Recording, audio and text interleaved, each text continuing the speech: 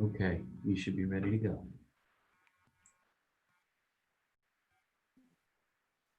Thanks, Kyle. All right, Tammy, I'll let you kick it off here. Absolutely. Well, first of all, I really appreciate the great attendance. I'm so excited to see everyone's faces. We are, again, doing everything virtual for the next foreseeable future. So I hope that you'll bear with us, because a lot of these exercises that we have, especially for tonight's exercise, is a little difficult and it requires a lot of coordination between people. So between myself, Jenny, Devyani Puranix helping us with some mapping exercises, and Kim Wei will be helping us with facilitating the discussion. So amongst all of us, we will be entertaining you for the next 2 hours. So I am actually going to kick off the meeting. I will then hand things over to Kim and Jenny to do a mapping exercise, but we wanted to start because we had taken such a long, I would say, pause in this task force efforts.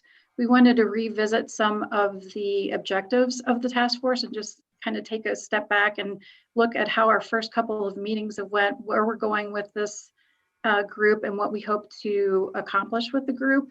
And hopefully by the end of the meeting, we will have some more incisive ideas of where you're going in terms of your recommendations.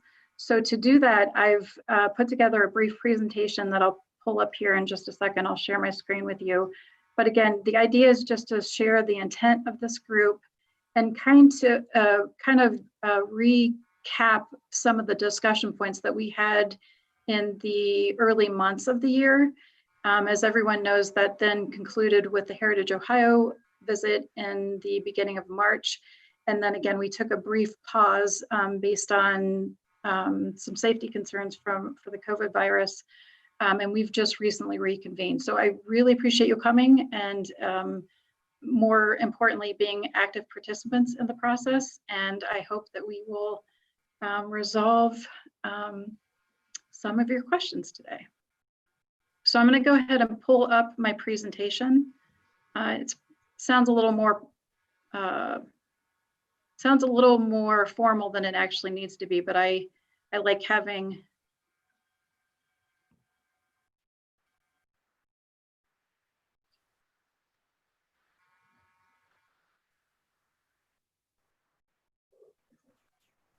Try again, Tammy. I had to give you sharing rights.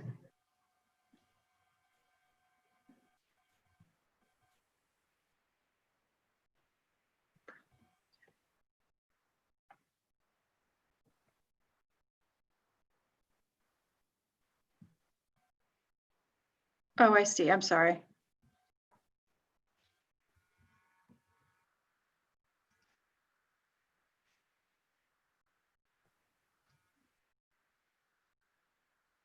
Can you guys see that? Not yet.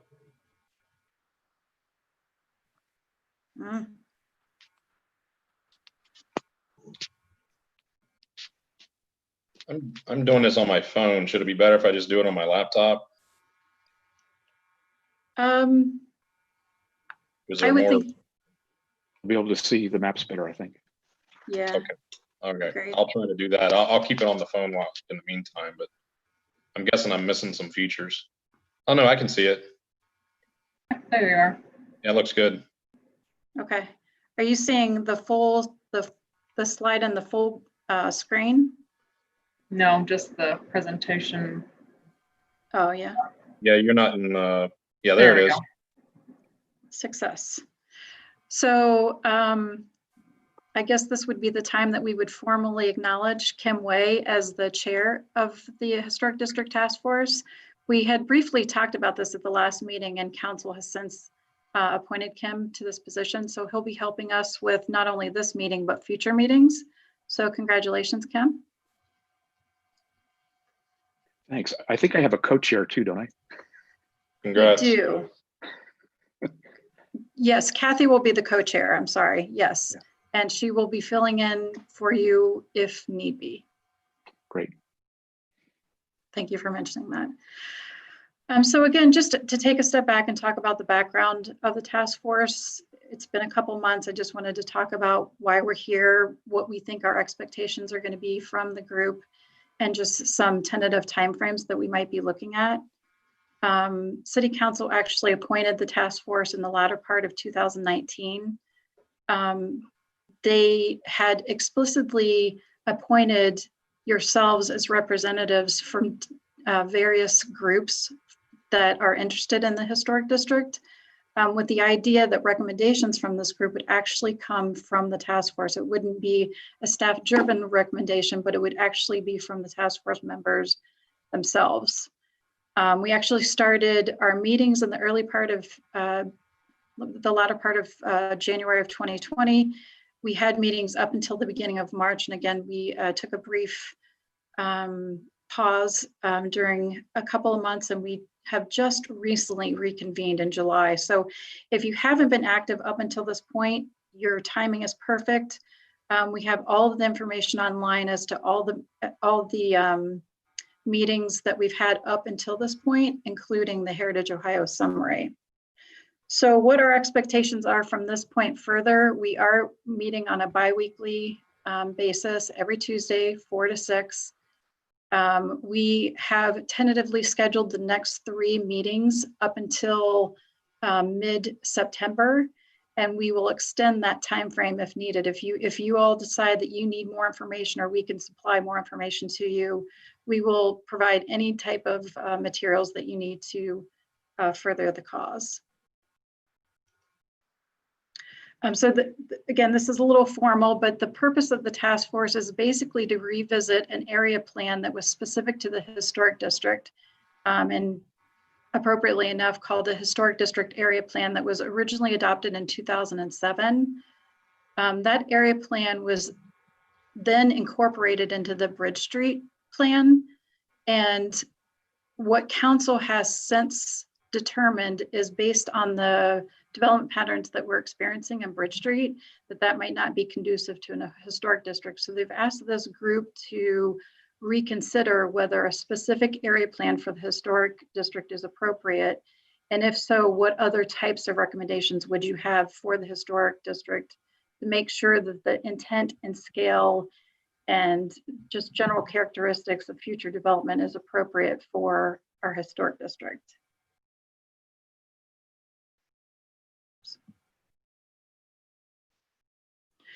So we find ourselves getting really caught up in terminology, and I'm afraid I would lose half of you except for probably Jenny and Kim if I didn't be a little proactive about explaining terminology.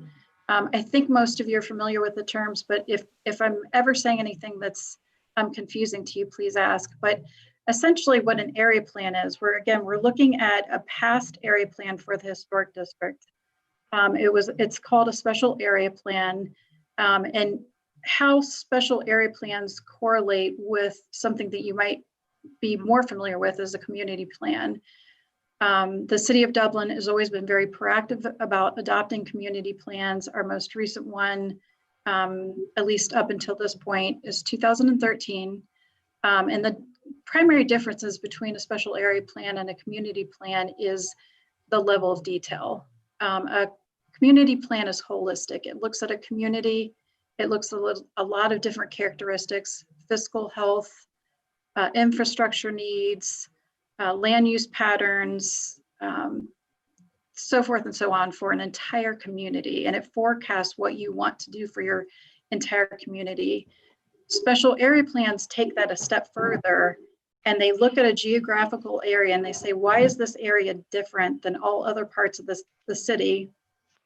And what do we need to do to protect that, whatever those mechanisms or characteristics are that make it special? And again, specific to the historic district, we have a unique centralized area that has development patterns that you don't see anywhere else in the city. And how can we maintain those development patterns, and to what extent do we allow future development? And then the last component to this is zoning regulations. So once we implement special area plans, we then take it a step further to adopt zoning language that's enforceable. they're development standards that we can actually enforce to make sure that the special area plan gets implemented. So it's a chronological sequence of events that ensure that your vision actually occurs. So again, in this particular instance, we're talking about a special area plan that was originally adopted in 2007. You could somewhat say that it was omitted when the Bridge Street District was adopted. That incorporated the historic district, and now we're asked to reconsider whether that's appropriate, and if so, what our recommendations would be to City Council. So I'm going to take a step back before we get into this slide. One of the things that I wanted to start to talk about with the group is at the forefront of this process, we had several meetings, that actually the first 3 meetings, that asked you to take your opinions and your experiences in the historic district and tell us what your preferences and maybe challenges are in the district. And the group was very, very cohesive about a long list of things that they like to see in the district and some things that they'd prefer to maybe revisit. And so what we wanted to do is go back and revisit those comments, because that's going to be the threshold of how we move forward into recommendations. And more importantly, talk about how those comments correlate with this previous area plan, as well as other things that the city is doing. But we've been very specific, or I've been very specific about pointing to this previous area plan. So you know that you're not really starting from square one, that there are some commonalities to this previous plan that we could start to talk about.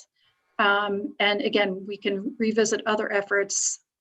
Jenny had spoke at the last meeting about the Architectural Review Board in the process of adopting draft code and guidelines for the historic district. There's common themes with everything that you've told us to what we've actually started to implement in that code change. So I just want everyone to start to get a feel for, yeah, there are some common areas that we're all thinking about moving forward, and we're not just thinking outside the box. So to start that conversation, what I've done is in the green, and each one of these slides in the green are comments or focal points that were brought out in the 2007 Historic District Area Plan, specific to what they wanted to see in terms of recommendations from the city.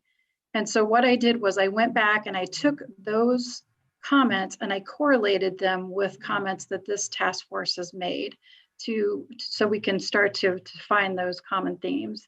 And so I'm not going to read through all of these, but I just really wanted to briefly talk about what I saw similarities. One of the big things that came from this group of gateways and creating central gathering spaces in the historic district. The original 2007 plan had that as a first comment to establish a new central focal point and unique gateways. And I've only included one of the comments from this group, but there were several about how we need gateways in several parts of the city, what those gateways might look like, and how we make that let the historic district stand out for itself. Another term that we'll use, and I hope if anyone has questions, they can ask for more clarification. We use the word streetscape a lot, and it's a really important part of how you experience any part of your city. It could be a very abstract thing. Basically, do you feel safe walking? Do you enjoy your experience as you're transitioning from a business to another part of the district? Why do you choose a certain path? What is it about the streetscape that makes you want to make certain decisions? And it can also just be logistics, literally safety of a roadway. So we've lumped some of these comments in, and again, I've only included a few, but someone had a really interesting viewpoint of potentially looking at boulevard effects within the historic district to create or eliminate, I guess you'd say, such a wide street. they weren't reflective of a specific street, but that was just a suggestion. They talked about offering different opportunities along the streetscape to help soften the feel of a road and just a sidewalk. And that includes, we talked about seating areas, we've talked about planters, we've talked about narrowing sidewalks, the type of sidewalks, all of those comments will be correlated in comments related to the streetscape.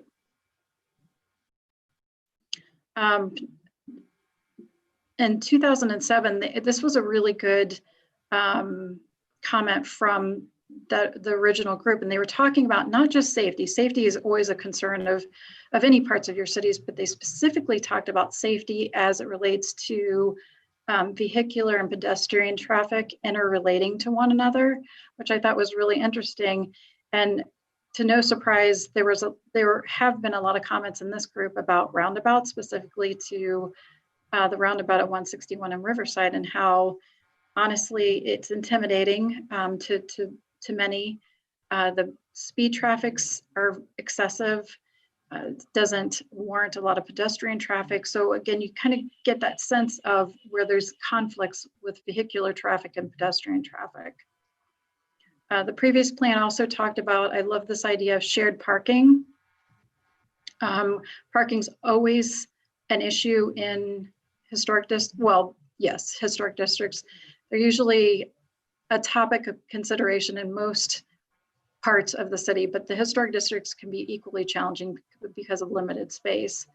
And so one of the comments in the previous plan talked about the potential for shared parking, and it also talked about wayfinding, which the city has actually started to take measures to improve wayfinding. And some of the task force members like the wayfinding efforts, and some prefer other options for wayfinding. So we wanted to explore those discussions a little bit more and find out exactly what you were thinking in terms of wayfinding.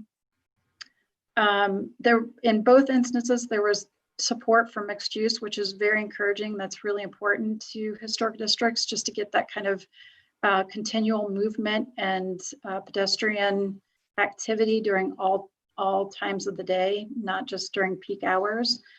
So the support and mixed use. And quite frankly, there was a great deal of discussion within this group about residential land use patterns, and if and how we should encourage more residential development within the district. Lastly, I mean, and this has always been a strong theme to the historic district, and rightfully so, we have absolutely beautiful natural features in the historic district, and everybody's very passionate about continuing efforts to enhance those natural corridors, protect those natural corridors, and create open spaces that allow people to enjoy those areas. But again, balancing the two, the idea of gathering spaces versus preservation. So there's been many a talk during the first couple of meetings about how we do that and where we would like to see preservation efforts in those natural areas. So that's a lot of talking. I apologize, but again, I'm trying to recap what this task force has offered to us in terms of comments and find those commonalities amongst yourselves as well as previous efforts by the city. These are just touching on a few points, but hopefully we've done that. And then to conclude the conversation, what I wanted to do is identify some of the themes that I think either were not strongly discussed in the 2007 area plan, or quite frankly, it sounds like we need to have further discussions within this group before recommendations are being made. And some of those comments include, let's get past this, sorry. Oh, sorry. One of the discussion points that this group has made comment on, and it's a very good point, and it's based primarily on our visit with Heritage Ohio, but it's this idea of having some entity or person that oversees the historic district. As Kim says, someone that gets up and eats and sleeps the historic district, but some sort of oversight for the district or maintenance of the district. That wasn't something that we contemplated in the previous area plan, and it's something that we certainly want to flesh out with this group. There was a lot of discussion about improving the process for business owners, making it more viable for business owners to either get through approval processes or to have assistance from the city to get or accomplish what they need to accomplish to be viable in the historic district. In this particular couple of comments, economic vitality was mentioned, and this was even before COVID-19. I feel like that's going to be something that's even more important now that businesses are getting back in operations and, quite frankly, struggling and need any assistance that the city can provide to them. So I think that's even more of an important conversation for this group to have. We also explored different options for mobility, whether that's bike sharing, whether it's shuttles, whether it's transit lines, just exploring different options that are appropriate or not appropriate for the district. And the last, probably most important comments, bringing vitality to the district. We talked a lot about events that the group had either missed and wanted to see brought back to the historic district, or newly created ideas for activity within the district, as well as historic preservation. There's this fine balance of what we want to preserve opposed to redevelopment potentials in any older portions of a community. And that's certainly the case for the historic district. So I think we need to talk amongst ourselves to try to find that balance of where are we in that scale of preservation? Do we preserve everything? Do we contemplate infill development? And just kind of what those challenges might be for the group. So these are 5-6 things that I pulled out that I think could potentially lead to other recommendations from the task force. And just something for you to keep in mind as we move into our mapping exercise. So Jenny, I'm going to exit out of this presentation. If you wanted to, perhaps between Kim and yourself, maybe do a small segue into the mapping exercise, and I can help once I get out of this presentation. Yeah, before I do that, thanks, Tammy. Yep. Tammy, does anybody have any questions for Tammy? Oh yeah, I'm sorry. Tammy, in general, can you hear me okay? Yep. Were there any areas that the comments from the task force diverged significantly from the 2007 community plan?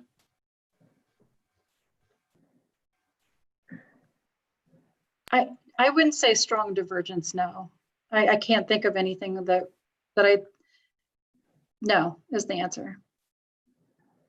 Thank you. Mm-hmm. Okay, well, with that, I think our next part of this, as Tammy said, and thank you for that good overview and sort of putting all the pieces together so we can figure out how to move forward. Our next exercise is then, and Deviani's going to help us with this, is to look at a map of the district and sort of help maybe start pinpointing visually where some of these things can be located. So again, we'll go through each of sort of the major themes that we've outlined, and this is really based on the notes and the comments that you all have made, and then we summarized and shared out following those February meetings. And Tammy, I think, made sure those were all included in her, or at least a link to those. But again, we'll look at those as we go forward, but really wanting you all to have the opportunity to take your comments and put those sort of the pen to the paper at this point. So we're not continuing just to talk about it, but what are some recommendations that could come out of this group, and what does that look like, and are there specific locations, suggestions, things that should be included? Kim, is there anything? What else am I missing here on this next step? I just wanted to add that we're going to be looking at a map, so you immediately want to think of physical things. But I think the recommendations that will come out of this group will be physical. There may be some policy recommendations that don't really have a physicality to it. And certainly operational and programming, I think, as was just mentioned.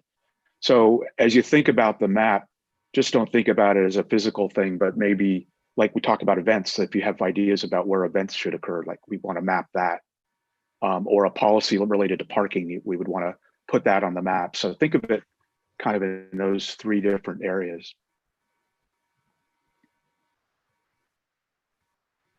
Okay.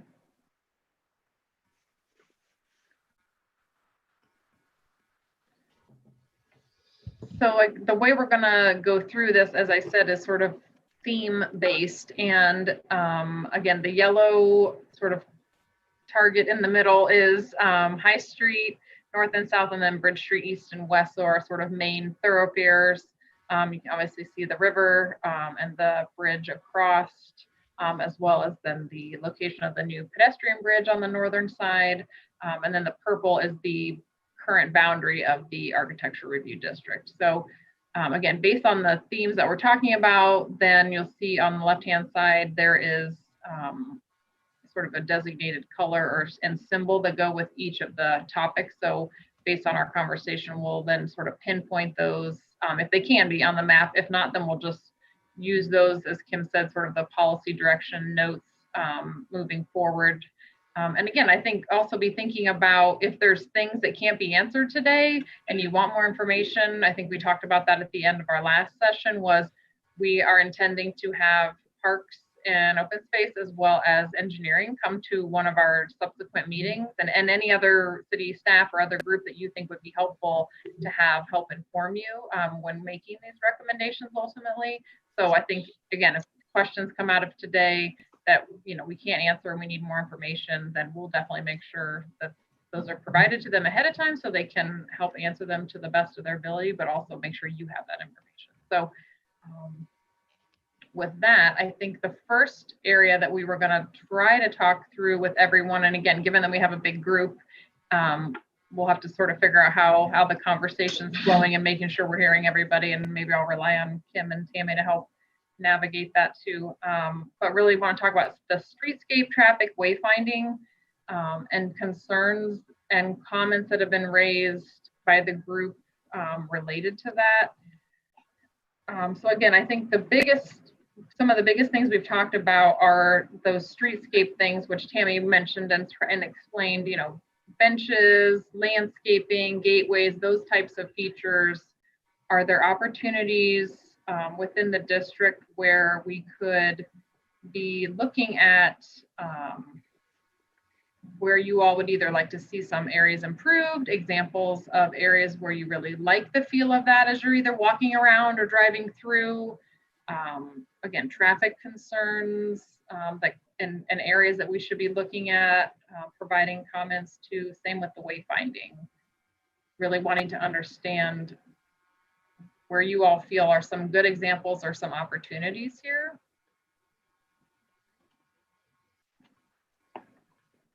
So just to lead the discussion a little bit, again, the color coding of the streets is a little bit of an intention to think about it as a hierarchy.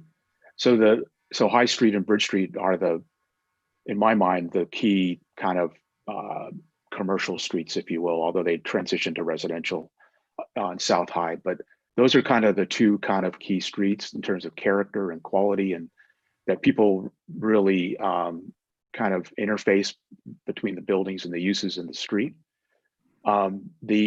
The outer blue streets, Franklin and Riverview, I would classify those as residential streets because you've got houses fronting onto them, at least in the south of Bridge Street and a little bit to the north. And then you have the two alleys, which have a totally different kind of character. And I know that folks in some of the meetings talked about, like on Franklin Street doesn't have any sidewalks or curbs, and so that might be a discussion point or something to put on the map.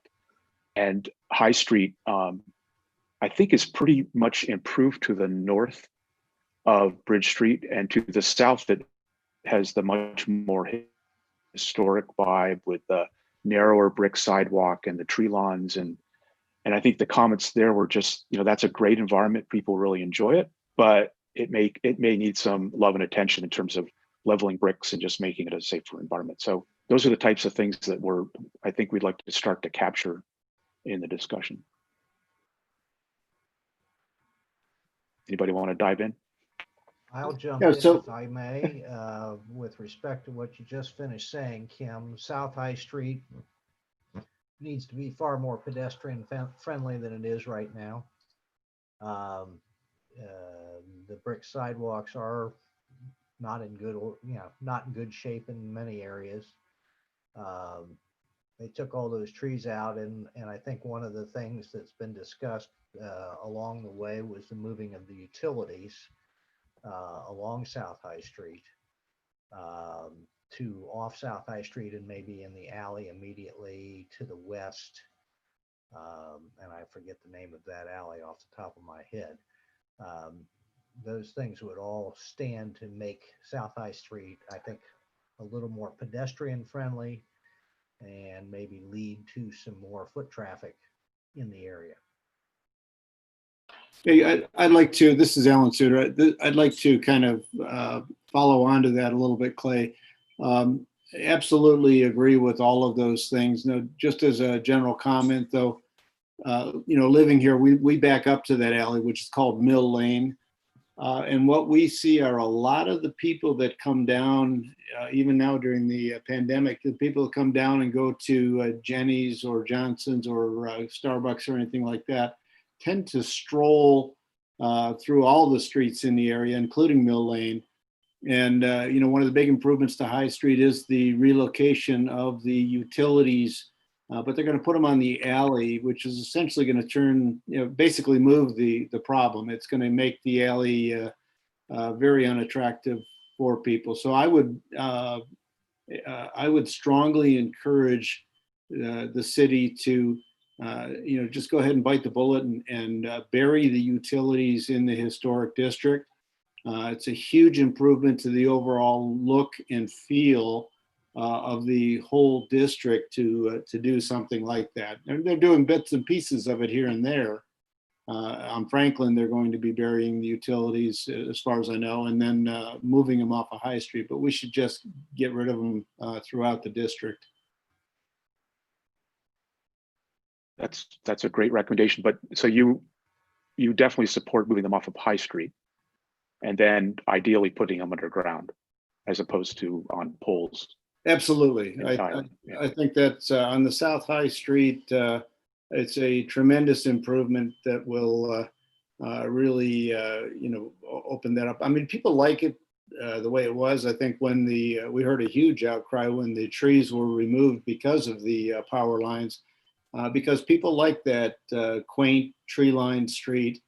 And both, the trees really contribute to that, and the lack of the power lines would really help that a lot. And so, again, you brought up trees, great asset to South High Street in particular.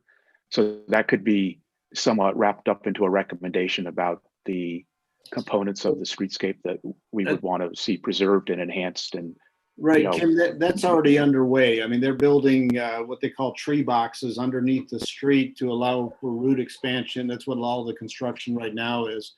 So in fact, the city council voted just the last meeting to allocate, I think it was close to $1 million to get the trees in place and to do it sooner rather than later. So that's underway. Right, and I was referring to all the trees along the street. So having the city arborists make sure that they're healthy and maintained, and that they don't have disease and all that stuff. Just because that's an asset to that street. So wanting to see that maintained. To all the streets in the district. Yeah. I mean, that kind of fits the entire character of it being a very quaint, walkable, semi-residential kind of an area.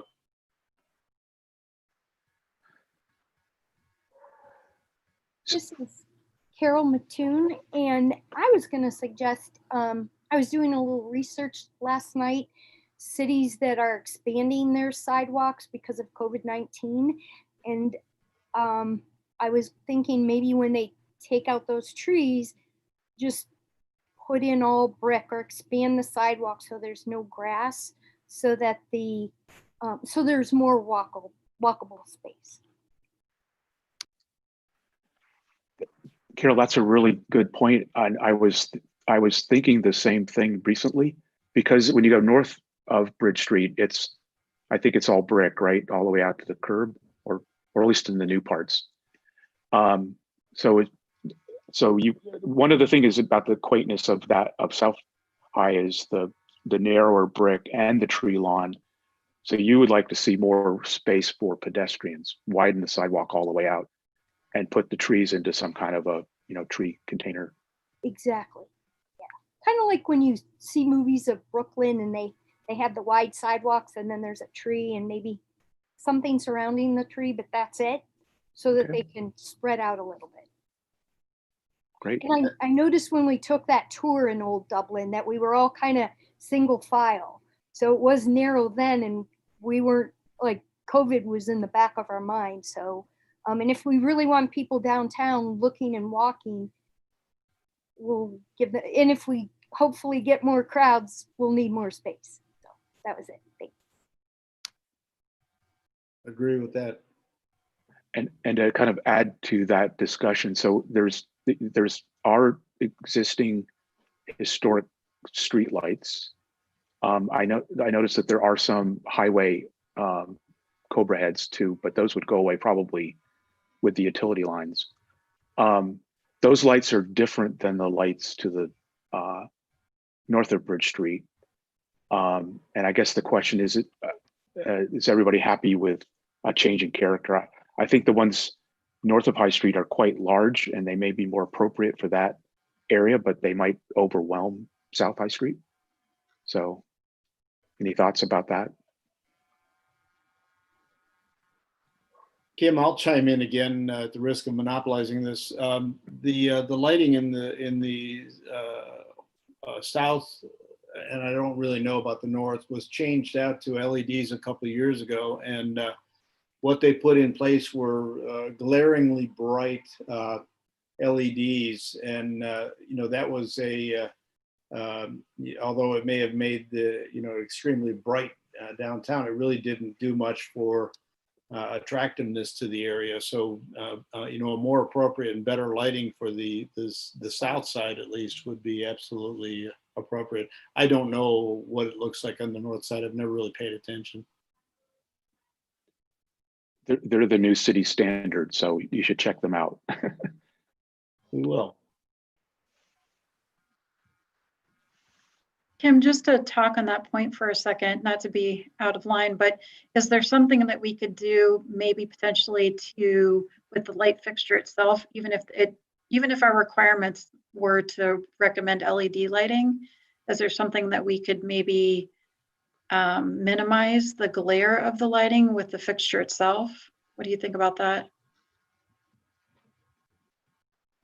You can do anything with lighting, with the right lighting consultant.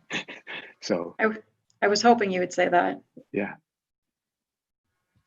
I have a question. Is there for the lighting for the exterior of the buildings? I know it's different on the south than on the north.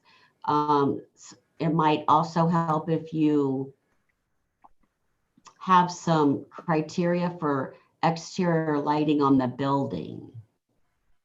Either a lamp post or, I mean, it's all different. Like we have a lamp post, but you know what I mean? It's just different. I think the new the guidelines, the historic district guidelines that are being reviewed right now, have a section on building lighting. Is that correct? Jenny, Tammy? I'd have to default to Jenny. Lighting is always an important part of the historic district. I can tell you that. And I know some of the comments even went to a specific comment about requiring gas fixtures. So I don't know if we want to get that specific, but yeah, just some common themes with lighting on the outside of the building. I think that's a great idea.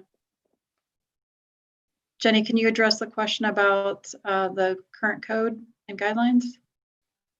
It doesn't call out specific fixtures, but it would want them to be appropriate for the various buildings. So it's not necessarily a requirement, but there definitely is discussion in the proposed code and guidelines that they be historically appropriate. The point about additional building lighting to help to supplement the street lighting, I think is a good point. Definitely.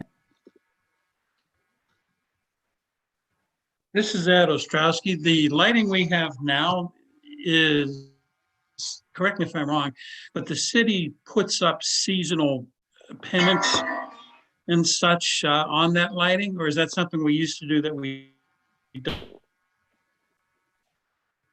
We used to do that much more regularly. I think now it's very minimal, if at all. It's definitely on Bridge Street though, right? Yeah, they're big wreaths, wreaths with like red Holiday. balls. Yeah, Christmas. And Yeah, all the the holiday- banners, right? Right, it's the banners. The banners are a good announcement for the, the next upcoming thing to think about in Dublin. I wonder too if there's not a role for lighting play to integrate the north and the south of High Street. We had talked about at one point having some sort of walkway or better connection between the two under the bridge where the current park is. And I think you could really invite pedestrian travel if there were a lighted path underneath the bridge following the river to connect the two. And we'd also talked long-term about perhaps having some sort of river access somewhere in that area. And, lighting to that part, to whatever that might be, actually would be a real invitation for folks to go explore, that they know they should go look because we've put lights there to show them the path.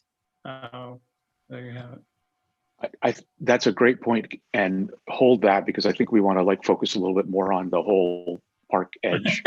That's Yes. Keep this in the right channel. Mhm. So Sure. I had one thing I wanted to throw out. Now that there's the library's built, the bridge is open, the Crawford Hoying development's all in, there's a major anchor on the north end of the historic district on High Street that has a lot of activity going on right now. And I know people in our meetings commented that as you move south on High Street and south of Bridge Street, that when the energy of the commercial and businesses kind of goes to more residential, that people tend to not want to go any further. And I wonder if do we have as a task force any ideas about an anchor on the south? Car Barn is already there. And there's some other real estate there that's underutilized. I just don't know if anybody has any feelings about thinking about that and thinking about creating a, almost a dumbbell type of historic district with a strong anchor on the north and some kind of an anchor on the south.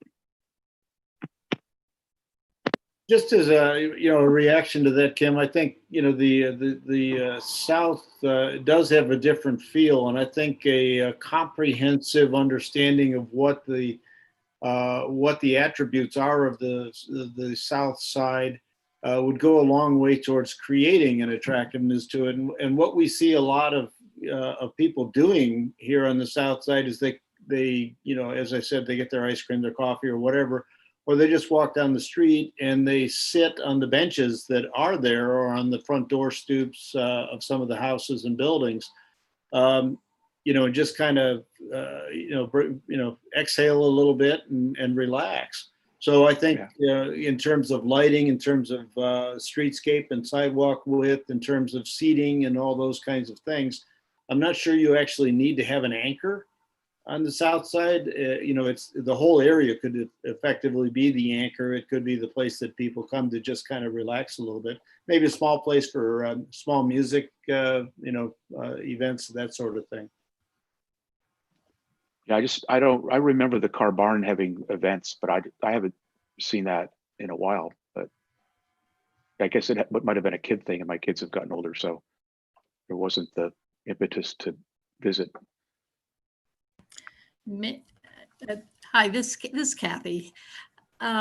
Maybe, since people do have a tendency to just stroll down the street and on South High Street, and it's kind of, it gets to be more and more residential the farther you go. Maybe the pull to get people all the way down the Car Barn, maybe it'd have some way that people could access, like via phone app or something, that to get the historic information about the different, homes along the way, homes, businesses, whatever. But anyway, they could be, exploring, the historic side of Dublin and finding out, what the different buildings were or something. And that might be, something to add to their walking activity. Yeah, I see that as I'm walking along, it'd be nice, like with my son and whoever, to be able to explain what the different buildings are and why the architecture is the way it is. Because it's kind of hard to explain, one building from the next sometimes as to why it was constructed the way it is and what it was used for. So that would be pretty cool to kind of have some type of interaction. Like in the city of Charleston, South Carolina, when you're down there, like around the Battery and that, they have small placards in front of the historic homes, which are beautiful. And, so big. And they just have a brief synopsis about when it was founded and, its historical significance. So that when the passerbys walk by, they kind of get a feeling for, if it was what it was used for, so that might be interesting. I don't know if anything has significant historical significance. I don't know the history that well of the area. But I mean, the buildings are certainly nice. I don't know. I don't know if that's what you're like looking for, but I know Charleston does, manage it that way. Can you guys hear me? This is Sarah O'Malley. Go ahead, Sarah. Yes. Hey, Clay, I'm going to put you on the spot for a I second, knew you were but going to do that, Sarah. I'm not surprised. so, the Historical Society has this wonderful, what is it? A 3-panel brochure when you go into that DCVB little annex at the street level that talks about the historical buildings, kind of those anecdotal stories. But I think, what's been talked about at a high level and maybe could be researched a little bit more is, could you take this walking tour, Clay? And I know you and I have had candid conversations about that. Right. Could you take the concept of this walking tour that we have all this rich history and candid stories around, and could you convert that in some way to an app, right? And on a phone, and put the walking tour in a different format to maybe draw people down to Car Barn. So I wanted to give you the floor, Clay, because I know that's something you guys, we've talked about. Right. We had talked about that very thing. The Historical Society has a scripted walking tour of that area all the way up to Indian Run, for that matter, where when somebody wants to engage in a walking tour of the historic district, we've got it's a 12, 14-page document that talks about the history of each of the buildings. We go down on the Riverview, we go under the bridge, etc. And it seems to me that it would be very appropriate to commit that to some form of modern technology, either an app or even to the point where I don't know whether any of you have ever seen the wine called 19 Crimes, where you can put your phone up to a symbol and it starts talking to you about what this building is, and maybe even have a character that could talk to you about, somebody who's an actor that might be somebody that was historic in Dublin as far as that goes. I think it could be a lot of fun. but it would probably be a pretty significant investment at the same time. But as I say, we've got, as the Historical Society, we've got a scripted document that talks about many of those buildings, gives you a brief history, talks to you when it was built, who might have lived there, who significant might have lived there. Yeah, I mean, the Historical Society would be very interested in working on that part of it. I wouldn't worry about the cost. I think it's a great idea. I think a combination of identifying the places, right? That maybe there's a plaque or something, and then maybe there's a barcode that you scan and it comes up, or whatever the technology is. I think that would be very attractive to young people, school age kids, like, coming down here for a school trip. I could see that being a great attraction, and learning about the history of the area. Great idea. Clay, just as a follow-up to that, how often would you say you conduct those tours a month? Is it very often? It's not monthly. It's really kind of by appointment almost, Okay. if you will. We really don't have a scheduled walk or historic walk. We had some that we did in early June. Obviously, with COVID, we haven't had a lot of requests for that. It is an outdoor activity, and we did manage to maintain social distancing with it. But we broke into 3 or 4 groups, and we've got enough tour guides that we can do that in smaller groups, so that we can get the message across. And the stories differ a little from tour guide to tour guide, but it makes it kind of fun too. Have you ever tried to do it like on a scheduled basis, like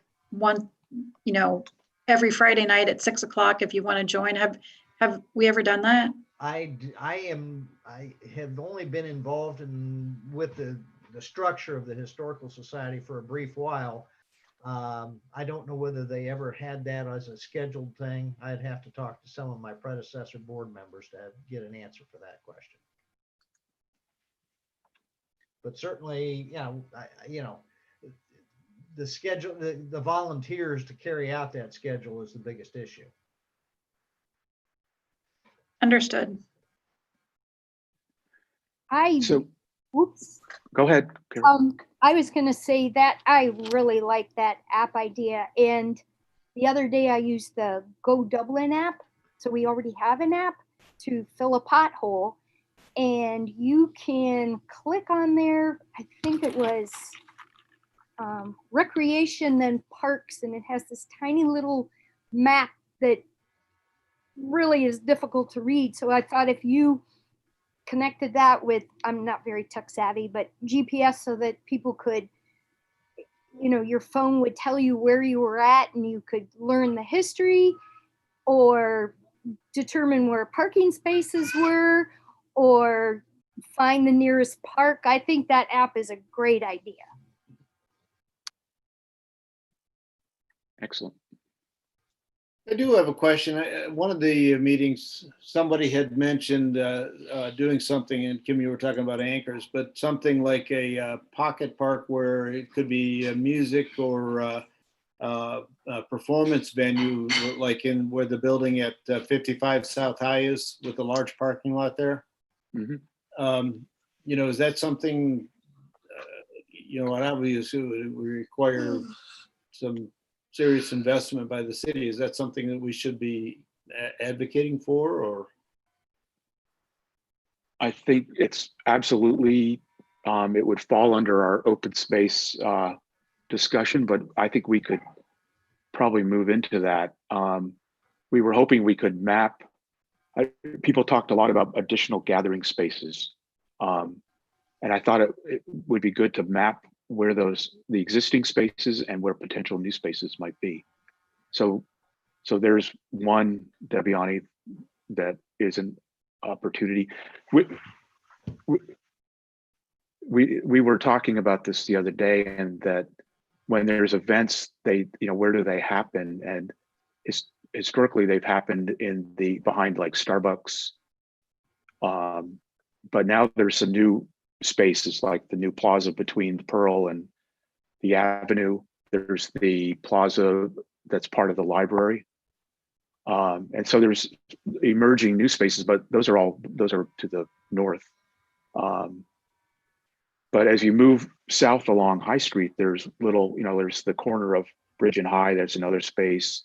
There's some little pocket parks. It's hard for me to describe them, but where there's seating. What should we be capturing both existing and new in terms of those opportunities?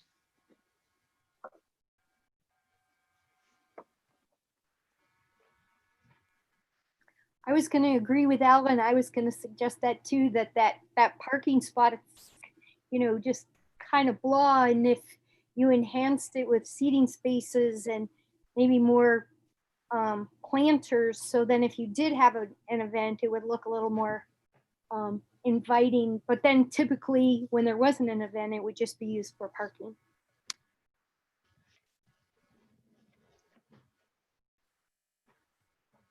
So the L-shaped building also parking lot is an opportunity. Yeah. Yeah. The whole event. Then we could all come to love the L-shaped building. we have another category called architecture and land use and stuff like that. I was going to say, you don't want to get crazy. Yeah, it's hopeful. It's hopeful. Well, I know that we try to avoid doing this, but I like the idea of closing the street, like closing High Street down for an event, or, like South High Street or North High Street, having the whole street closed, which maybe we'll never be able to have an event again, who knows? But, I liked, like when we had the art fair and it was just kind of ran up and down, South High Street, and you just strolled up and down the middle of the street. I mean, that was just always such a nice, afternoon event. I agree with that, Kathy. That was always very enjoyable, and they were always very well attended. And I think we ought to work really hard to get at least the art festival back over in that area. Yeah, I think that could always closing off that street is not a problem. That's been done for years, right? But it obviously can't be closed permanently because it's a major north-south route. But I think I think we could put some language in here about, designing and planning South High Street for festivals and events. And, people need to think through it about how you bring tents in or vehicles, or maybe there needs to be special electrical connections, things like that, to make it even easier to do that. Yeah, I'm not sure why that I don't know if it was just as an event got bigger, they decided, well, we need to, move this out to Kaufman Park or move it somewhere else. But if the street for a few blocks could accommodate something, I think it's a fun thing. Did business people object to it being closed, or was that? As a former president of the Kiwanis Club, when we had the frog jump on South High Street for a day each year, yes, that cut down on their street traffic that Saturday. Huh. So we had some pushback from the business owners doing that. So there's some trade-off, and we have to find that right, number of events that might be there. Yeah, I didn't really think of that aspect of it, but yeah, that's true. But ideally, you're bringing a whole bunch of people to an event that then would take advantage of the businesses that are along High Street. Theoretically, right? Would be the purpose. Depends on the event. Yeah. Yeah. My first real time at the Dublin Historical Visit came with the Kiwanis frog jump many years ago. And it was kind of the introduction to what that whole area looked like for me as a pedestrian, as a consumer of something. I understand businesses' concerns, but there are benefits maybe that aren't so immediate. I think closing the area and making it a gathering place for events at convenient times makes a lot of sense. So So I think it just has to, as a business owner in the far south end, I think it just has to be well communicated. And I do think Dublin does a very, very nice job about that in multiple forms of communication for the business owners. So that we do have to reroute our traffic or our customers because, it precludes really business from our customers on those days. We just reroute them to come shop on another day. So my second thing is, as long as it's not so frequent for events, like once a month would probably be too much on a Saturday. I'm just making that up, but I think events would be good, but not, 10 times a year. Yeah. Yeah, well, maybe even maybe North High Street is a better location. I mean, it has a lot of restaurants along there. Like say, they'd have a lot of customers maybe during an event. You got the bridge, Or trade back and forth, or Yeah. one here, one there, one here, one.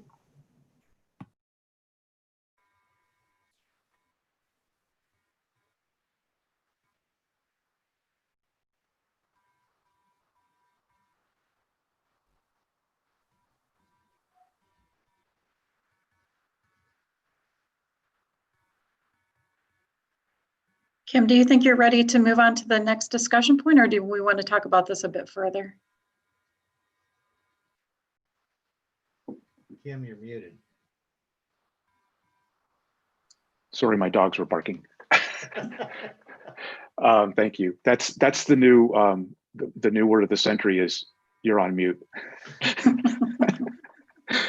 I wanted to bring up Ed's point again about Kiwanis Park and the whole edge along Riverview. Mm-hmm. And I think we're going to hear at the next meeting from the Parks Department what their plans are for Kiwanis Park. But it just seems like there's a whole open space edge there that's underutilized right now that hopefully could be a great opportunity. And the connection under the bridge and brings you into South High, I think is really good. And trying to make more of that as a connection to bring people north and south. How do people feel about that? I have a question for Tammy or Jennifer. How much of the property between Bridge Street Bridge and the pedestrian bridge does the city have the rights to right now? We have a majority of those properties. There's 2 outstanding ones that are currently owned by a private property owner at this point, but I can't see how many total there are there, but we do own several of those on either side. So there's opportunities to connect those. Okay, well, that was my question. And that little park that is just underneath and south of Bridge Street, what is the proper name for that little park? You're talking about Kiwanis Park? Yeah, I've heard the Kiwanis Park referred to the other side of the river as well, but I guess. Well, our Kiwanis Club was involved in developing both sides of that, but the one near the old spring there under the bridge on the west side of the river is the first phase of the Kiwanis Park that was built back in 1985. Your biggest issue there is the hill as far as access. The drop off, there's a big steep ramp that goes down to the riverside from Riverview. Well, and parking too, if anybody wants to, Absolutely. from outside the area wants to come to that park, there is really nowhere to park. But that park could conceivably be connected to the park that I had heard was to be developed underneath the pedestrian bridge. Right, that's all Kiwanis Park, right, Clay? Well, I don't know that to the north of the Bridge Street Bridge, I don't know how far of that is considered Kiwanis Park. But just south of the Bridge Street Bridge is really where we worked. And then on the east side of the river, we worked to develop the boardwalk there behind some of the buildings on the south side of Bridge Street as well. But would it be fair to say that this group would see all of that as a great asset to the historic district, and that I know the Parks Department's going to come in at the next meeting, and I think Jenny and show us plans that they have for that area. Is that right? We're having a meeting this internally this week to discuss what they can provide and share down there. Just to chime in on the name of that. So on our Dublin Discovery map, that entire area is called Dublin Springs Park. Just Kiwanis, at least in terms of city parks, is shown on the other side of the river. I know they are very interchangeable, but again, I think the intent is to talk through, what's happening down there, what's existing. And again, maybe that's part of these recommendations, is to help make sure that's clear, what's available and what's coming. So I think, parks can definitely help talk through those pieces. And I would tie that into the falls and that whole, and the grounds of remembrance and all of that. It is all connected, and it connected all the way around the north of the historic district, all the way to underneath Bridge Street into the south. And I think that's a real asset to the historic district. And I think the plan should have language about how to preserve, protect, connect, and make that into an asset. Kim, I 100% agree with you there. That is a part of the, that Indian Run and that predates any of the newfound settlers that have only been here 200-300 years. That was there's no accident with the name of that run. That was their home, and it's very, very important.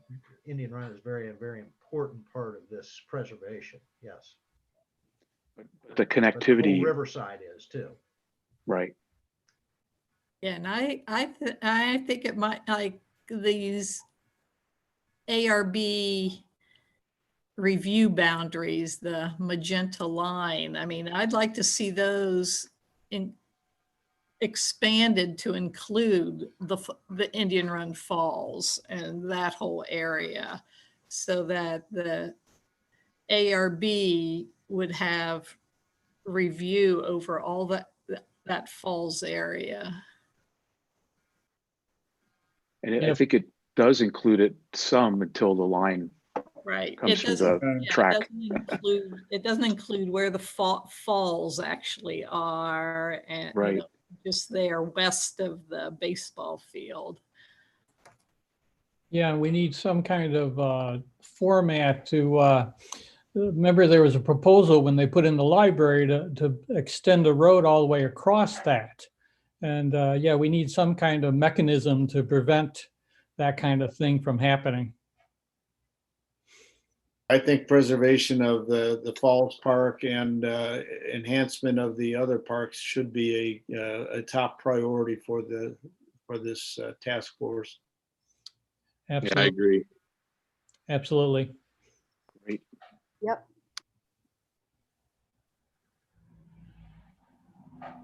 Yeah, I was reading, just reading over the through the, I guess it's the 2007 plan, and some of the bullet points in there about, because developers are always looking at all that school property to do something with, and in the 2007 plan there were actually points about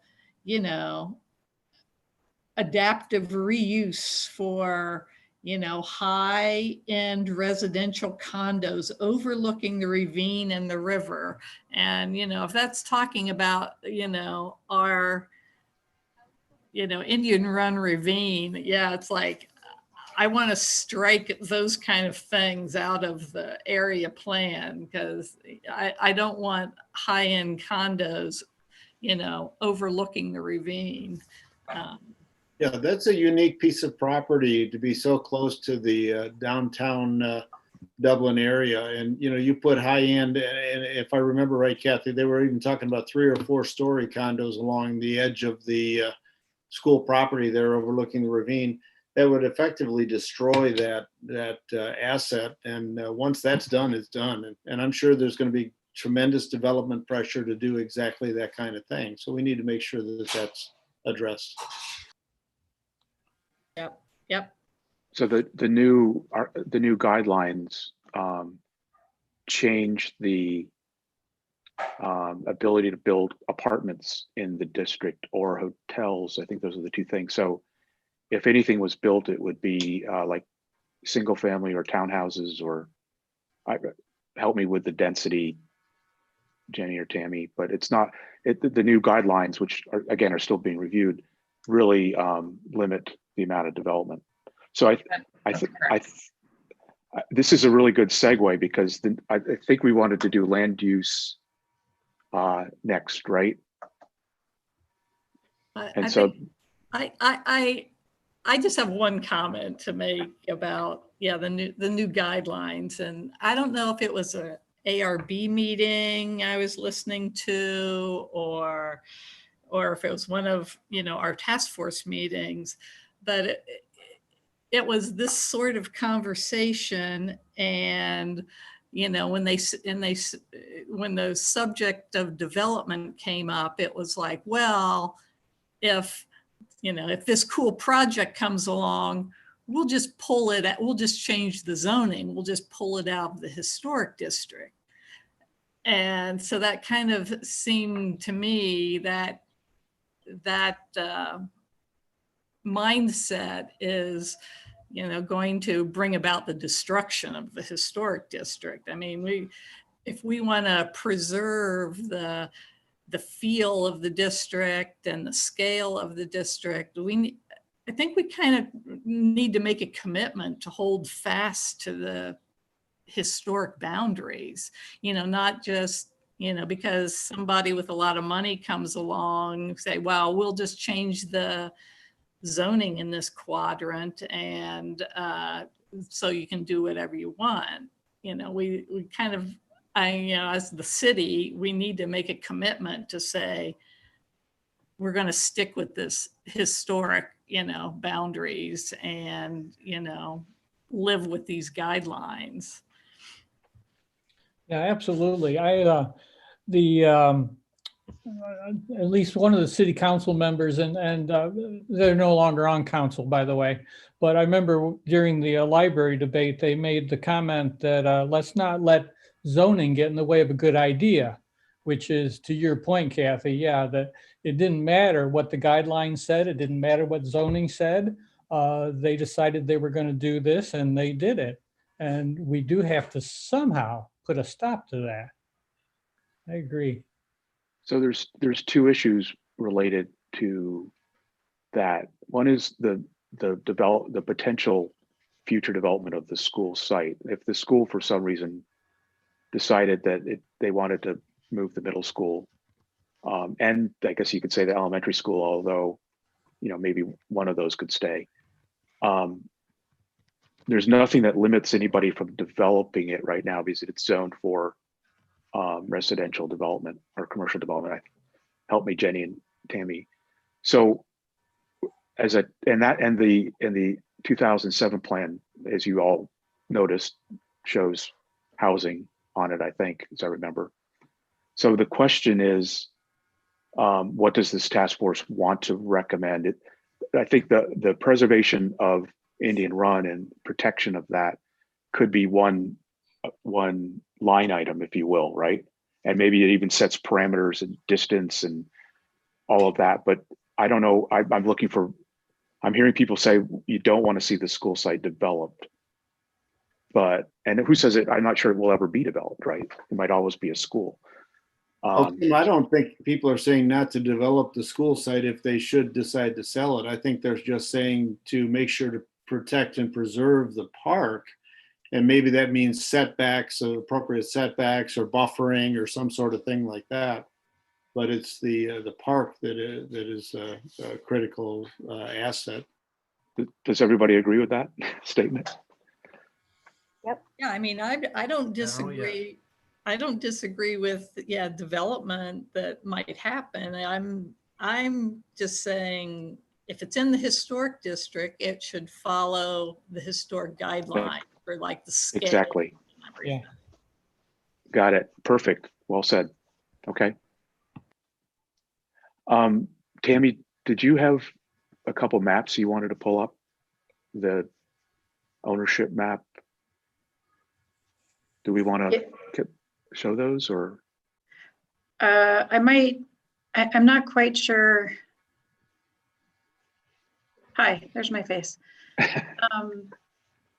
We do have a couple of maps. I'm not sure, Deviana, if you think that might get more confusing if we transition the topic. We do have maps available that show concentration of ownership, which I think is what you're getting at, Kim. Areas That's where right. we might experience infill development. Is that where you're going towards? Yeah, that's what I wanted. I just wanted to highlight that for the task force, just to have a conversation about that.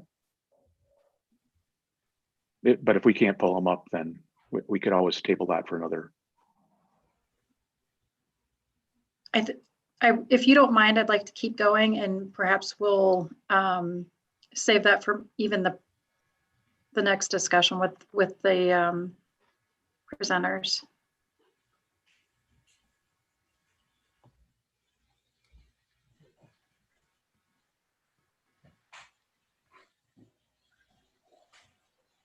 I think, Kim, your point is well made.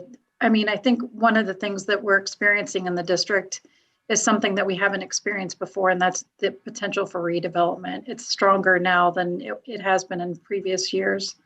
And so we have to be prepared for what that looks like in the district.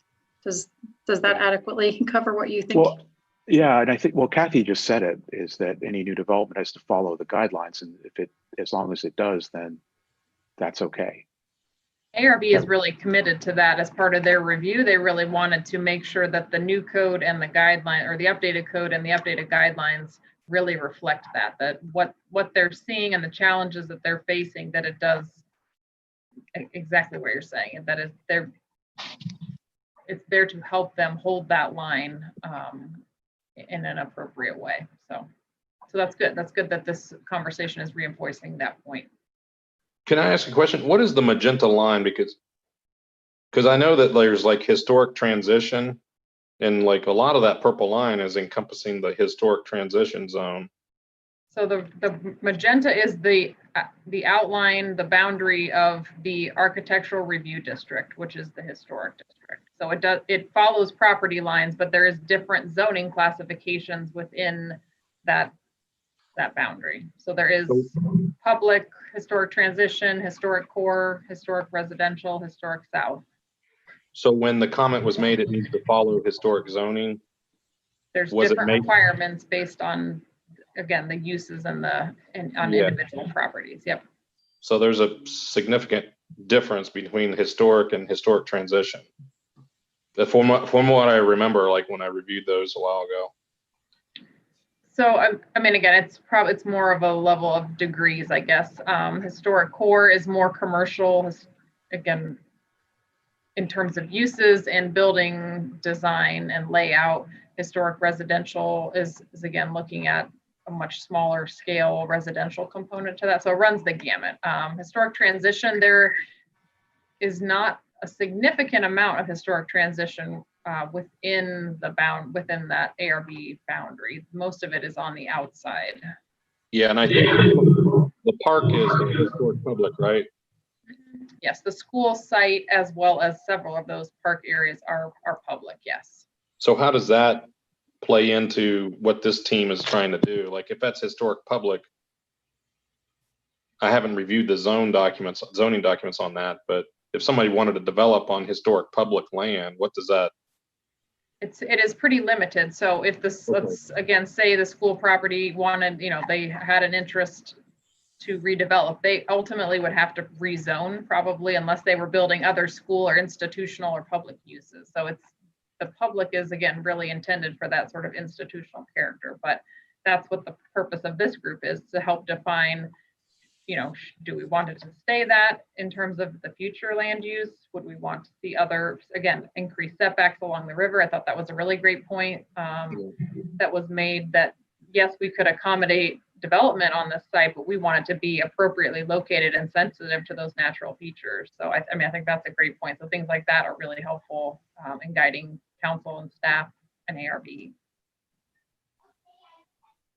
And Jenny, I don't know if this is a good time to mention, but Kim, we had at some point in our conversations talked about the role or the challenges perhaps that ARB is having in their review process.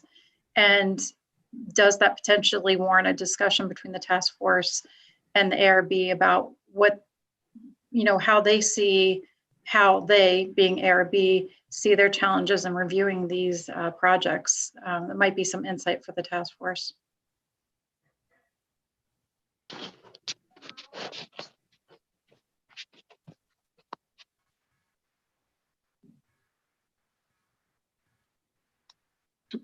So do you want to have that discussion, or?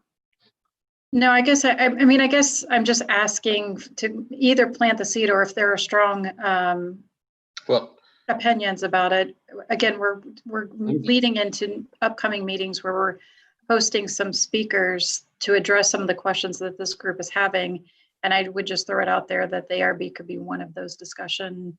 Well, I'm curious because, like, I know it's historic transition, but it was previously going to be a pizza place, but now I can't remember what it's going to be called. It's right next to Condato's. It's Dr. Miller's office is right above it. There's a building there that's been vacant for a while. It overlooks the ravine, and they submitted a proposal to build some type of enclosure on that patio, and it's like all glass or plexiglass.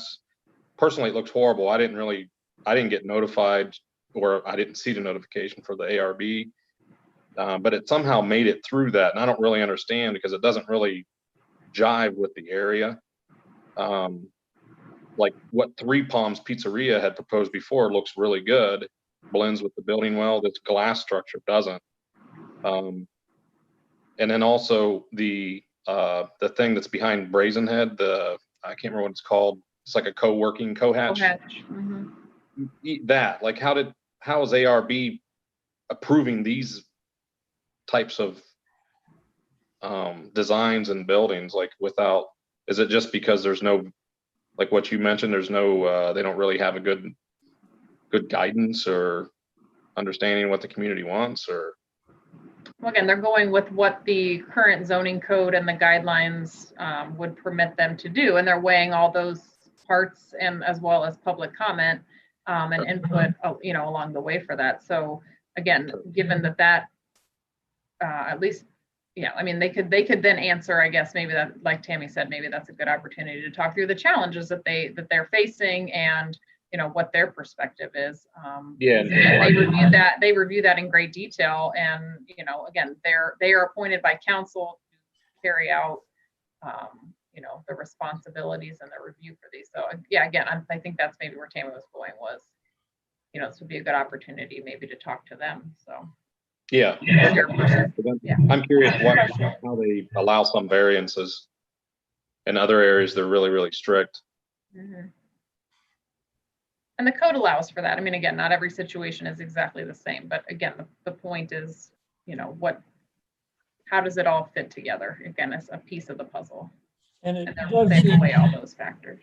Yeah, it does seem that whatever the developers want, the developers get. It seems like we've sold our soul to the developers, that we don't really have a standard.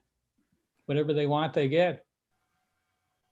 I think we're I think with the new guidelines and the new zoning for the historic district, I think what we're hoping is that it maybe brings maybe more continuity to the ARB. I mean, it'll help them make decisions, because the guidelines will more closely match, the zoning, or they'll kind of complement each other. But so anyway, I think we're hoping with these changes, it's going to help them, stick clear.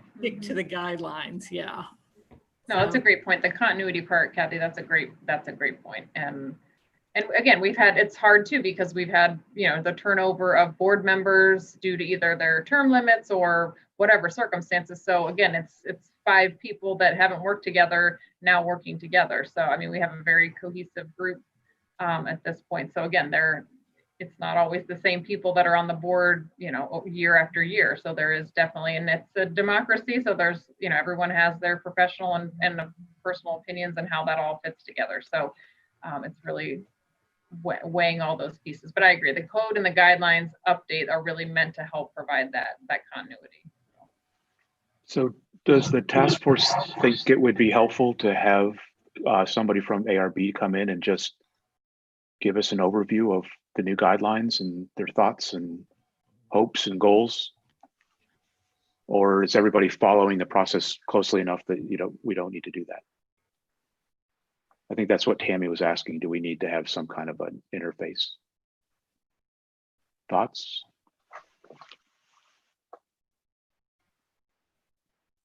I've kind of been following it, so I don't feel like I need it, but I'll always listen to anybody who wants to share ideas. So whichever.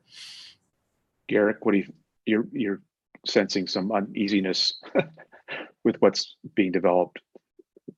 Yeah, I mean, I would be curious to hear, what some of the, I mean, is it something where there's too much in their pipeline to review and they can't properly get it reviewed, or is there pressure to do variances, or, what are they, the thoughts on the historic transition area? What does that even mean to them?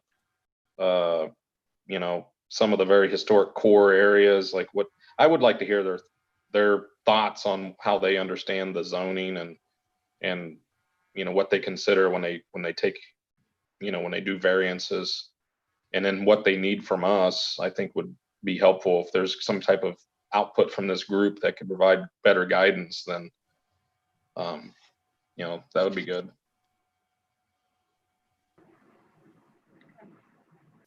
Okay, let's see what we can, we'll take that back. So this kind of has led into this whole conversation about architectural character, historic preservation. And we had a whole list of comments that folks had made in the last couple of meetings. I don't know if we need to drill down into this, but everybody jokes about the L-shaped building as something that we might encourage to change over time. But I can't imagine that anybody would want to come in and take down historic houses. What's the fears, I guess, in regard to preservation? I heard a little bit of it in that previous discussion. Are there any areas that we want to flag, that we want to highlight? That my observations is that it's a pretty eclectic area of different time periods. Obviously, High Street is probably the most historic in character, and we certainly, I think, with our whole conversation about High Street, we don't want to lose that, because that's the kind of the heart and soul of the historic district. But as you move away from it, homes change, they're newer. Is everybody happy with the eclectic nature of the district? And Kim, just real quick, I don't know if you're aware of it, but just today a house was torn down on South High Street, and last ARB meeting, approval was given to tear down a house on South Riverview. So houses are being torn down in this district fairly regularly, or completely transitioned. I mean, there's several houses that have already been torn down and replaced in recent years. So I think a conversation about preservation is appropriate, or we're going to end up just basically tearing down all the houses in the historic district and replacing them with new ones that replicate them. So that's the fear.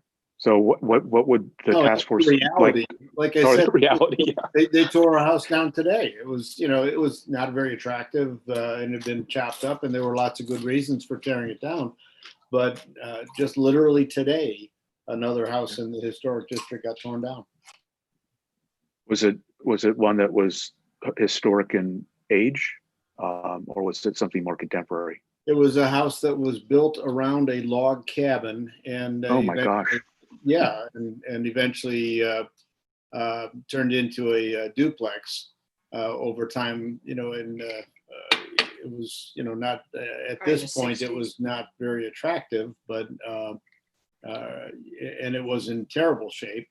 But the reality is that this is probably the third or fourth property that I'm aware of that's been torn down in recent years. And as I said, there's another one down on Riverview that's going to get torn down. So essentially everything will end up getting replaced, unless there's some guidelines for preservation.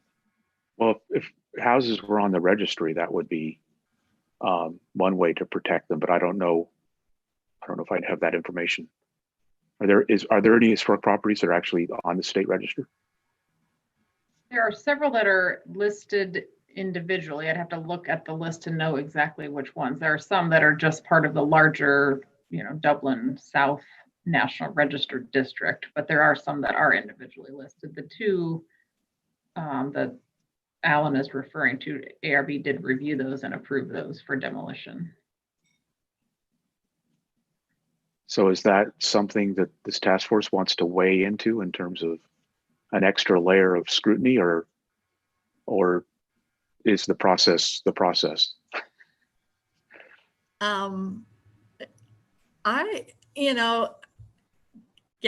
seen several things get demolished during the time we've lived on Riverview Street, and what I'd put a big flag on North Riverview Street, because those are like homes that are all owned by the same person, and they're just kind of being neglected, with the idea of demolishing them. But what I was thinking is maybe the task force, which might be a good idea for the task force to put forth, was maybe some kind of idea, like if there was, some office with the city that helped, advise on historic preservation. If they had somebody on staff who was like knowledgeable, the types of like grants that were available for historic properties, and, somebody who could like help property owners know how, move forward with preservation, and maybe get a grant to help them with preservation, because it isn't cheap. And, so maybe the city could help the historic district in that way, just kind of advising and providing information to, like say for grants and that kind of thing. So that would be like a Main Street manager would be helping with things like that. And it doesn't have to be called Main Street, but the person I refer to that wakes up every day and is concerned about the historic district, they would have a wide scope in terms of helping with those issues, as well as just the maintenance and operation of the district. So would we need like maybe a volunteer subcommittee that works in conjunction with the city, that if a property is wants to be torn down, that they go through the process of evaluating it on how to be listed, to preserve it, like another sub work group. I mean, we can do that as the task force, right? Mm-hmm. Like I just Googled, and you start with the State Historic Preservation Office. in the state of Ohio. So, and it just gives you like lists of things that you have to do. So, you know, it doesn't seem very hard. I'm sure it's, I don't know, it's just an idea. Okay.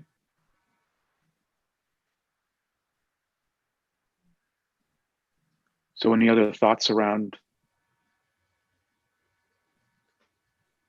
architecture, preservation, any things we want to map, highlight, flag, put an X through?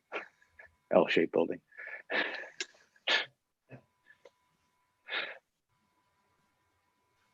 There was talk at one of our previous meetings about certain owners and buildings that have been let go, perhaps purposefully. I don't have personal knowledge of any of this, but the suspicion was that buildings were being allowed to decay so that they could be replaced with something else.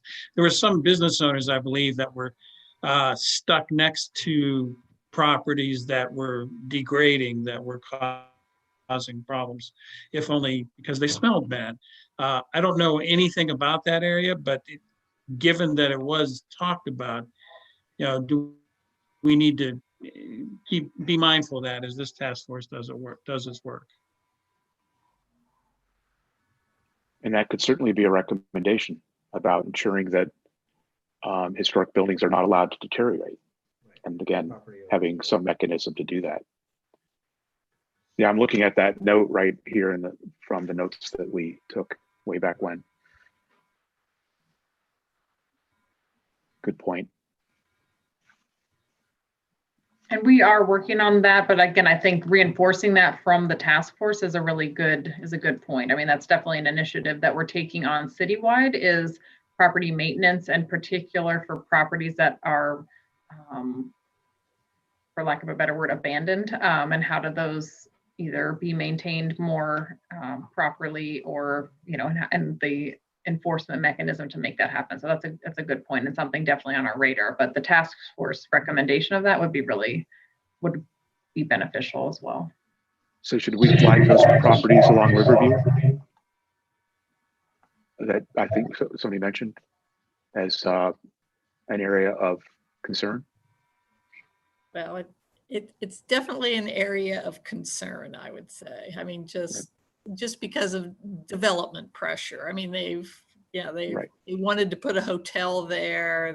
There's been a couple of other proposals that like fill the entire, you know, area from the bridge down to North Street. So, you know, there's pressure on it. So. And there's a lot of properties. I think last time I counted, and since they tore one down today, it's one less, but there was probably 9 or 10 vacant properties in the district. You know, some of these are just being kind of sat on until they can develop them or do something with them. Some have active proposals in front of the ARB to demolish them and build something new.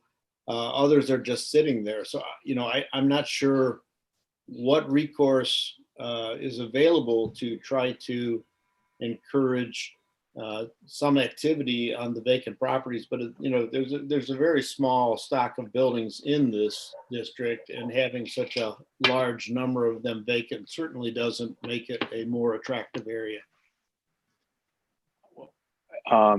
Jenny and Tavy, does our mapping show those properties because they don't have a use? Yes, we would know where those are. Okay, because I think that would be good to map in this. Should we shift to my favorite topic, parking?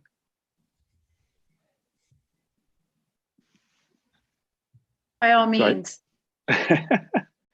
So, you know, I think parking to the north of Bridge Street is, I mean, there's a ton of parking there now.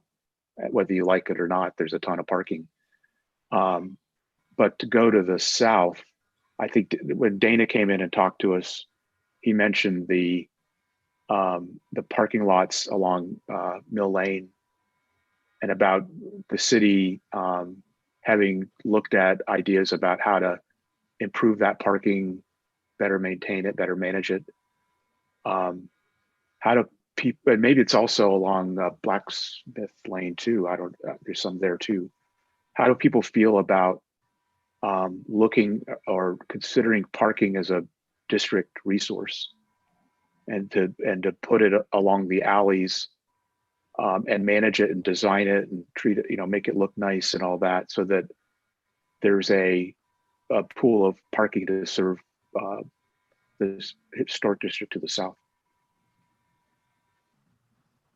On the south side, Kim, and I have a question. We live on Franklin Street, and Franklin Street, where we are north of John Sells, is a very wide street, and there's parking on both sides. And there is rarely, except when there's a major event, there is rarely anybody parking over here. So I hear a lot about parking being a problem, but I actually don't see parking being a problem, unless it's just that people can't park within 10 feet of where they want to go. That's interesting. Does everybody else, any other comments about parking? Like to support the historic district to the south? I live on the north side, so I don't really want to comment on the south side there, but I've never really had any issues with the parking there. It's a little bit more quaint, hard to, get parking, but I've always been able to get parking. It just, I don't see an issue, but I don't want to make any comments for improvement or change or whatnot. Just comments in general. As a I'm in visitor, go on, please. I'm Go in the far south end, and right across from the chamber. So if we have, we used to have large events like classes, the patrons park in their parking lot, which is right across the street. So that's very helpful to us because there's only 2 parking spots right in front of our store. So it's not usually a problem for us. And then right around us are like insurance companies and investment companies and things like that. So in the south end, it's not a problem. I can't speak really to the, to the middle of the south end. I could add, since I live on Riverview, pretty close to the bridge. I mean, people do not park in front of our house because they're looking for a parking place. I mean, very rarely do we, so I think it's people want to park right up on High Street and maybe can't find street parking. Blacksmith Lane, I'm not quite sure and maybe Jenny can, speak more to it, but I mean, parking on Blacksmith Lane is not very efficient, and that's all private property as far as I know. So I'm not quite sure what the city could do to improve parking there. But if the city could do something that would slow rush hour traffic down on Blacksmith, which hasn't really been a problem lately, but that would be great. But I'm not sure, since it's all like probably private property down to Blacksmith. I don't know how you improve the parking along there. Jenny, any thoughts? Yeah, I mean, at this point, it is really incumbent on those private property owners and what they would want to do. Yeah, Blacksmith is hard, again, given it's intended to be a single sort of yield street for people that are driving through there. So there's not really a lot of opportunities at this point for on-street parking in that area. Again, we could maybe talk about that a little bit more with engineering when they come, just to see what their strategies are and talk about parking. Again, I think that somebody mentioned, sharing parking. And again, if you're, adjacent to users, sort of like what you're suggesting, Lynn, that your use is on the weekend and maybe some of those adjacent businesses are not, if you're able to work that out, that works out really nicely, because then we don't have to have all these extra surface parking lots that sit empty all the time. There's an opportunity to share. And I know we have lots of business owners that do that and work together, which is really good. So it's just maybe making sure that that's clear, that there's opportunities during off hours to park places. So What I was going to say, Jenny, if maybe we could formalize some of those agreements, because I know some of them are just informal agreements amongst property owners. Could that work? that has been a challenge in the past, but there's nothing to say that that couldn't be something, again, brought forward or entertained or discussed. I know there's an agreement with the church, the Dublin Community Church, to use a significant part of their parking lot for local businesses. That's been in place for a couple of years. Mm-hmm. That's true.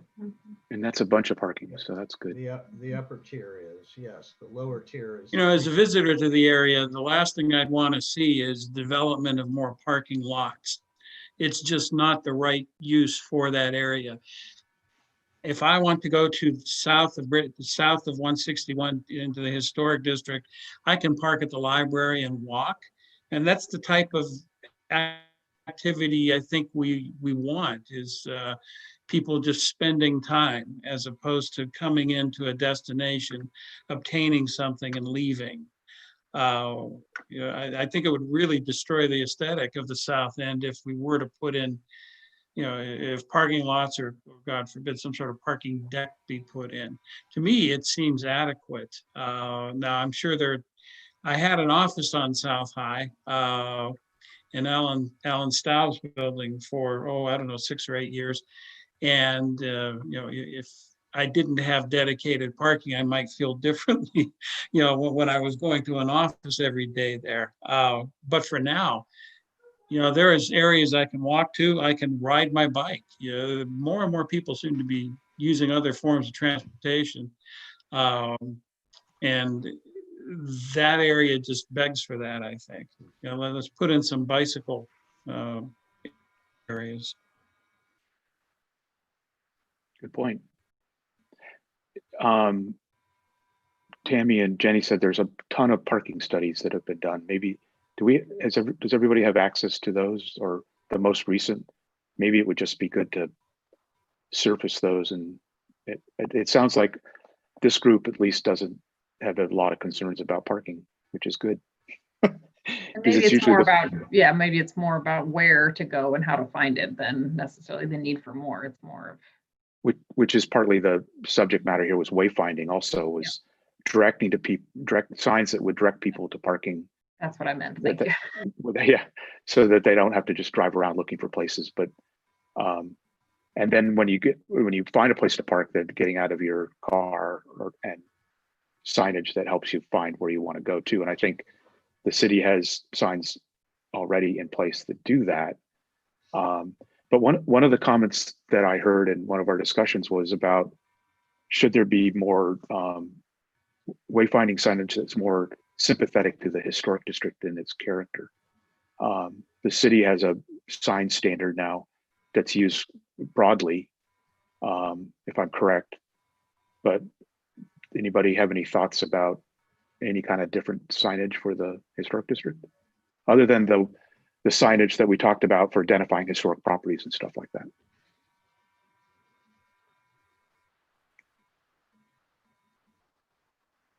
So are the signs I'm seeing now, are those for like the entire city of Dublin, not just the historic district? I was thinking that the sign, we did have signage just for the historic district.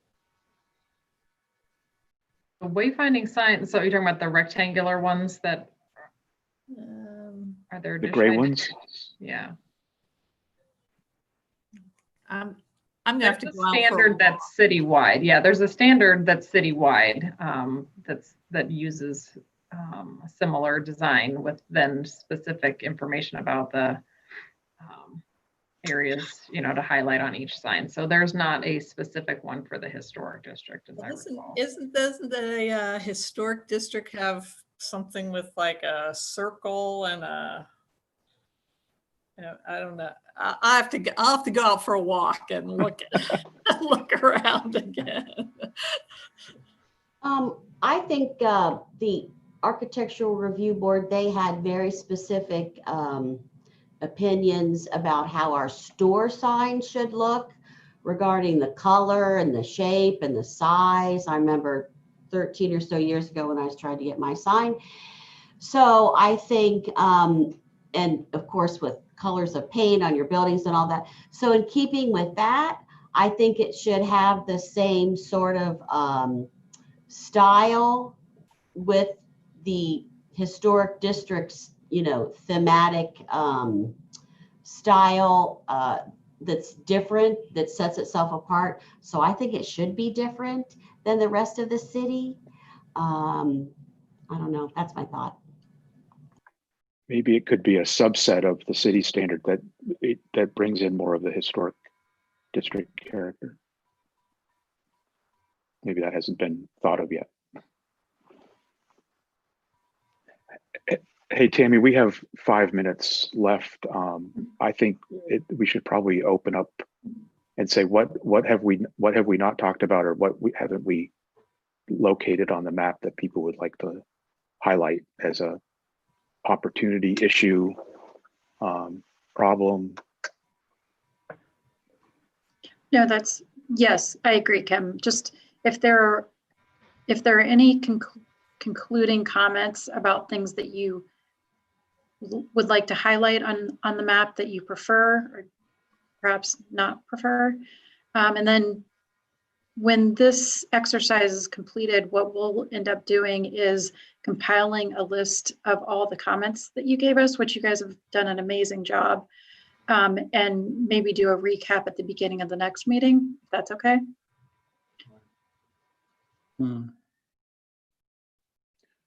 We covered a lot of material in a short amount of time, so yeah. And I think, you know, everybody's can send you guys emails and say, oh, we forgot about this, and Deviani will put it on the map. Absolutely. Thank you, Deviani.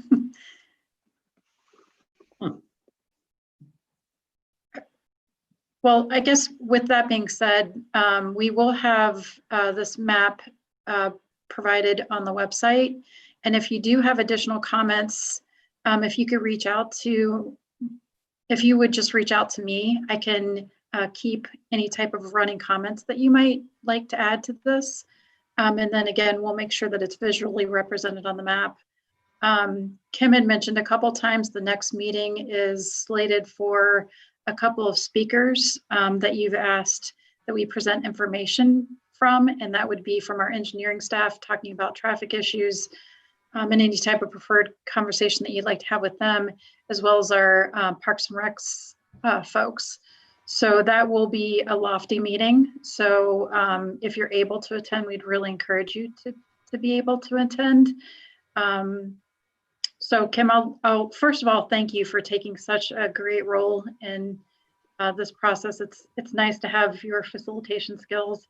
Everyone, you always astound me at how readily available you are for comments, and that's very appreciated. So being here is one thing, but participating is another. So I really do appreciate it. Jenny, I don't know if you have any concluding comments.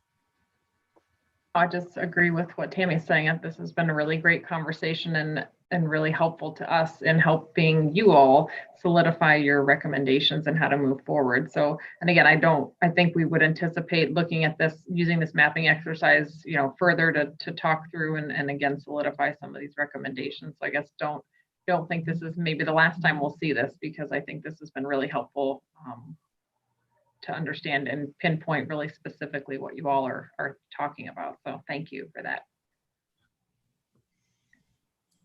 Very good. Excellent. Thank you.